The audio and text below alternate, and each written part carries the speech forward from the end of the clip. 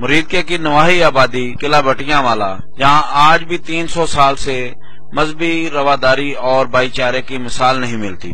किला भटियावाला की आबादी 500 से ज्यादा घरानों पर मुश्तमिल है और 80% आबादी पढ़ी लिखी है। यहाँ एक ही जामिया मस्जिद है, जहाँ मुकर्ररा वक्त पर एक ही स्पीकर पर शिया और सुन्नी हजरात अजान देते हैं। एक ही जगह मुकर्ररा वक्त पर शिया सुन्नी नमाज अदा करते हैं।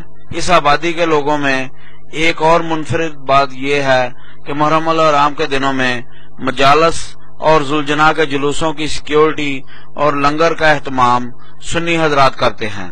किसी को भी मुतनाज़ा बात या तकरीर करने की इजाजत नहीं होती और ना ही कोई किसी के मसलक के खिलाफ बात कर सकता है। सुन्नी मसलक के तर्जुमान और माहिर तालीम शहादत अली भट्टी का कहना है कि इसलिए कि इनके अंदर कोई बाहमी आज जरूरत इस अमल की है कि तमाम आलम इस्लाम एक मुकाम पे इकट्ठे हो जाए। इसी तरह शिया कम्युनिटी के तर्जुमान चौधरी रहमत अली भट्टी का कहना है कि हम सब का दीन एक है, इसका नाम है इस्लाम।